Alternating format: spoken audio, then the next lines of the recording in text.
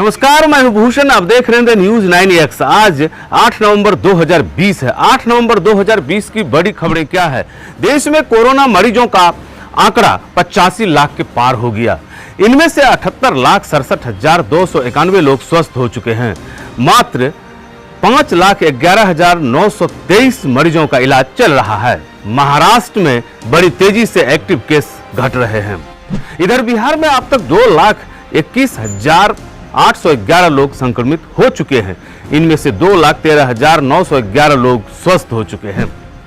किशनगंज जिले में कोरोना से जीविका के डीपीएम अवधेश कुमार का असामयिक निधन हो गया। असामयिक निधन से जीविका कर्मियों में शोक की लहर फैल गई। डीपीएम अवधेश झारखंड के रहने वाले थे। वर्ष 2012 में उन्होंने जीविका ज्वाइन किया था। बिहार विधानसभा चुनाव के तीसरे चरण में मतदान का प्रतिशत 57.91 रहा। पूरे बिहार में 243 सीटों का चुनाव संपन्न हो गया। अब रिजल्ट 10 को आने हैं। इस बीच विभिन्न चैनलों के एग्जिट पोल ने राजनीतिक पार्टियों की धड़कनें बढ़ा दी है।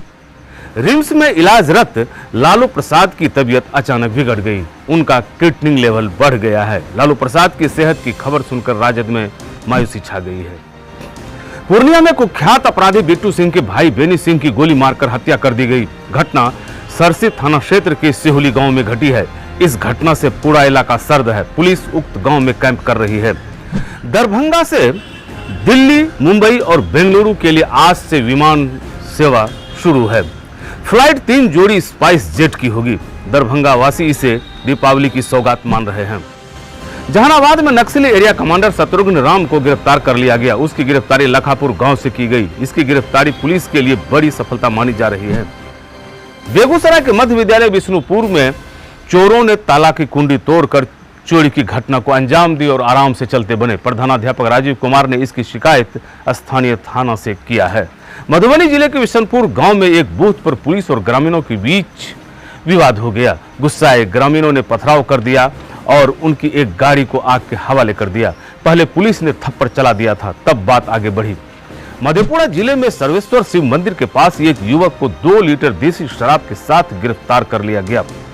गिरफ्तार युवक का नाम कुमोद कुमार ठाकुर है। वह आलमनगर के रहने वाला है। उसे जेल भेज दिया गया है। मुंगेर में पड़ोसी ने एक महिला को महज 6,000 रुपये के कारण गला दबाकर तथा इसके बाद कुल्हाड़ी से वार कर हत्या कर दी। मृतका का नाम फूलन देवी है। वह जोगी मंडल की धर्मपत्नी थी। इस मामले में पड़ोसियों को आरोपित करते हुए प्राथमिकी दर्ज कराई गई है। बिहार में भू सर्वेक्षण शुरू है। हमने आपको पहले ही इत्तला किया था जब से सरकारी स्तर पर सर्वे की घोषणा की गई थी। इस बीच कोरोना, लॉकडाउन और चुनाव ने सर्वे कार्य की गति धीमी कर दी। लेकिन अब तो लॉकडाउन भी हटा लिया गया है और चुनाव भी संपन्न हो गया है। अब सिर्फ सर्वे का काम चलेगा। इसके लिए आपको तैयार रहना है। आपकी थोड़ी चूक अथवा उदासीनता आपको आने वाले समय में किसी लफड़ेबाजी का कारण बन जाएगा। आपको बता दें कि शिवहर में भू सर्वे को लेकर गांव की बाउंड्री का काम शुरू हो गया है। कई गांव में 30 सीमाना भी पूरा कर लिया गया है। अब जमीन मापी कार्य होगा। मुजफ्फरपुर के हथौड़ी में बूथ नंबर 190 पर पोलिंग अफसर केदार राय की मौत हो गई। वे सिंचाई विभाग में चतुर्थ वर्गीय कर्मचारी थे। मृतक अघोरिया बाजार मुजफ्फरपुर के निवासी थे। उनकी मौत हार्ट अटैक से हुई बताई जाती है। सवेरे स्नान के बाद ही उनकी तबीयत गड़बड़ हो गई थी। भागलपुर के मसाक चक में अजय कुमार के घर चोरों ने हाथ साफ कर नकदी और जेवरात समेत 2 लाख की संपत्ति उड़ा ली। अजय डाक सेवा में डाक कर्मी है। चोरों ने घटना को ताला तोड़कर अंजाम दी है। पुलिस आसपास का फुटेज खंगाल रही है। डाक कर्मी अजय चुनाव कराने गए थे। भागलपुर में गंगा नदी में नाव पलटने से अब तक 3 लोगों के मरने की पुष्टि हो गई। खुलासा तब हुआ जब मां बेटे की लाश एक चारी दियारा के पास नदी में मिली। मालूम हो कि 3 दिन पूर्व 150 लोगों से लदी नाव गंगा में डूब गई थी। जमुई जिले के सोनो बाजार स्थित प्रेमलता राइस मिल में सोनो पुलिस ने छापेमारी कर कालाबाजारी का 25 बोरा चावल जब्त किया है। पता लगाया जा रहा है कि चावल की बोरियां कहां से आई थी। सुपौल में वोटिंग कर घर लौट रही महिला को एक कार ने रौंद दिया। मृतका ललित ग्राम ओपी क्षेत्र की थी। घटना को अंजाम देकर भाग रहे कार की मौके पर टायर फट गई। पुलिस ने कार और ड्राइवर को थाना लाया है। इस घटना में मृतका भुवनेश्वरी देवी की नतनी भी घायल है। बेगूसराय में लखमीनिया टोला के राम बाबू शर्मा को टैंक लोरी ने रौंद दिया। टैंक लोरी को लोगों ने पकड़ लिया। ड्राइवर फरार हो गया। बताया गया कि मृतक राम बाबू बेगूसराय से मजदूरी कर बाइक से लौट रहा था।